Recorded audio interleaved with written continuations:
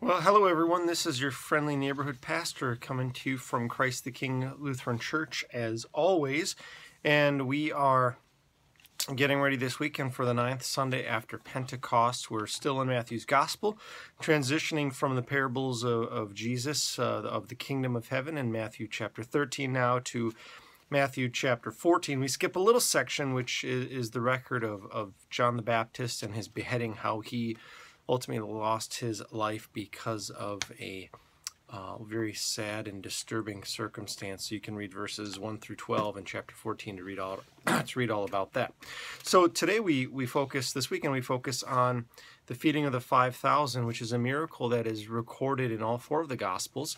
All four of them recorded in a little, each one records something a little bit different from the other, but they're all united in that Jesus took some bread and took some fish and used the disciples to distribute it. He miraculously used these elements to give food for 5,000, at least probably more than 5,000 men, besides women and children, as we also see. So there could have been upwards of 8, 9, 10. I mean, we don't know how many people there, but certainly 5,000 and even more than that. So quite a miracle. And of course, this comes right on the heels, like I said, of John the Baptist being beheaded, and we'll see some of that reflected in the text, and I'll touch upon that as well. So let me go ahead and read this passage for you from Matthew chapter 14, verses 13 through 21. St. Matthew writes, "Now when Jesus heard about the beheading of John the Baptist, he withdrew from there in a boat to a deserted place by himself. But when the crowds heard it, they followed him on foot from the towns. When he went ashore, he saw a great crowd, and he had compassion for them and cured their sick. When it was evening, the disciples came to him and said, 'This is a deserted place, and the hour is now late. Send the crowds away so that they may go into the villages and buy food for themselves.' Jesus said to them, 'They need not go away. You give them something to eat.'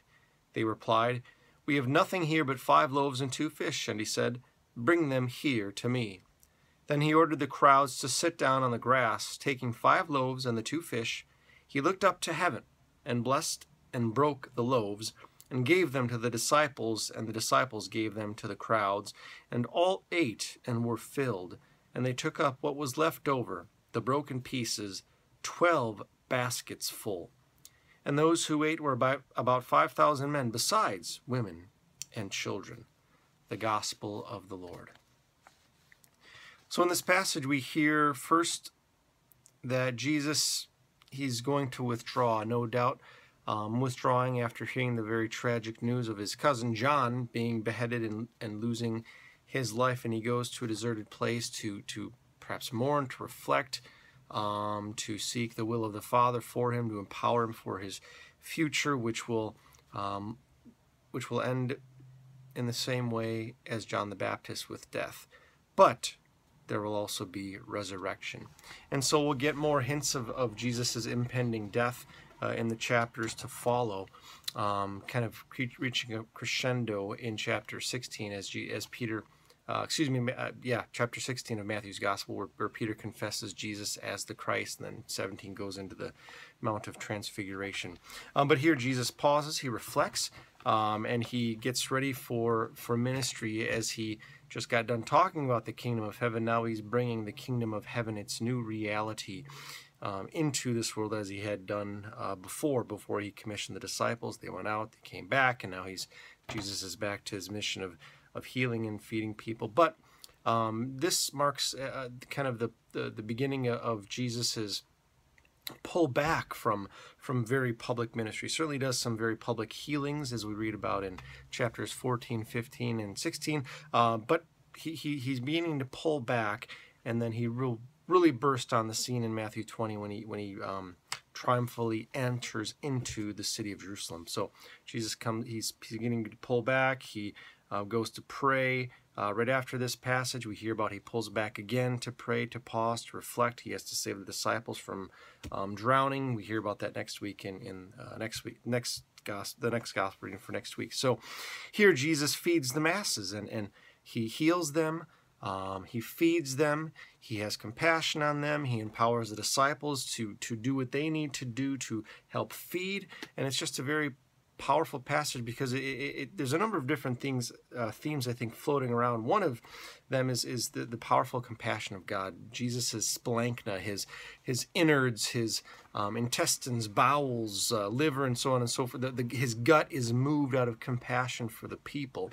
And we get a little hint of why the people are coming to him, because it appears that the mass of people have heard about John's death as well, John the Baptist's death, and maybe they're seeking Jesus for some wisdom, some guidance. They don't know what to do, or they're following Jesus because they're hungry. They're hungry not only for his teaching, but they're physically hungry, and so Jesus seeks to meet that need.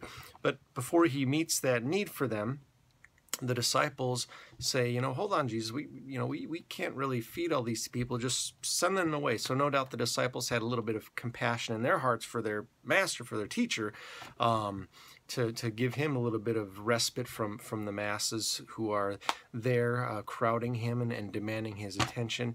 And even though Jesus is exhausted, he nevertheless does what he needs to do. He heals the people, but also he feeds them. But first, he tests the disciples, I think. I think it's kind of a testing. Anyways, he tells them, you go feed them, right? You go do this. It's kind of interesting. Why would Jesus say to these 12 men, go feed these 5,000 plus people? I mean, I think Jesus probably realizes that they don't have what it takes, but the disciples soon enough realize they don't really have what it takes literally, because they just don't have enough stuff. But also, I think there's a little bit of not having enough faith here, and we see that more in depth next week as Jesus walks on the water.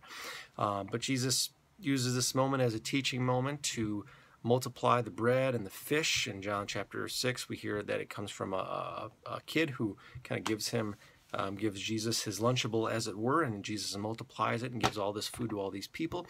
But then he empowers the disciples, and he tells them to go give it away, to hand it out.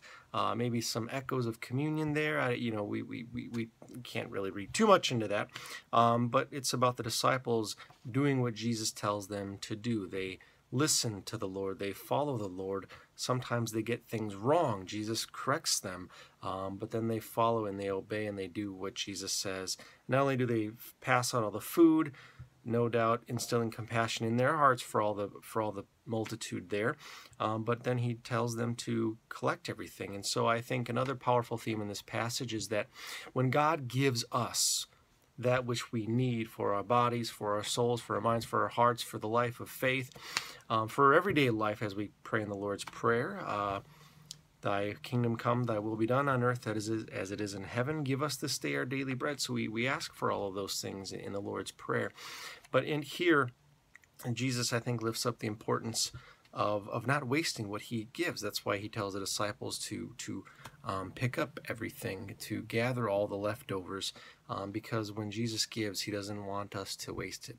I can't claim ownership of that reflection. I got that from a Lutheran author, Lenski, an old Lutheran from back in the day, way back in the day. I thought it was a very clever and powerful sentiment that we shouldn't waste what God gives to us. And of course, in 21st century America, we are an awfully wasteful people. And so how do we use the gifts that God has given to us for his glory, not wasting it? And I think that applies certainly physically to the things we have been blessed with, but also spiritually. And of course, Paul unpacks using those spiritual gifts in 1 Corinthians and in other places as well, but not wasting what God has given to us, using it for his glory. So a number of other things going on here, but let this whet your appetite as you get ready for the weekend ahead. May God bless you and lead you and guide you as you think more deeply about what this miracle means, about food and how we can also feed others because we have been so blessed and fed by the Lord himself. So may God bless you, and we'll talk to you next time. Bye.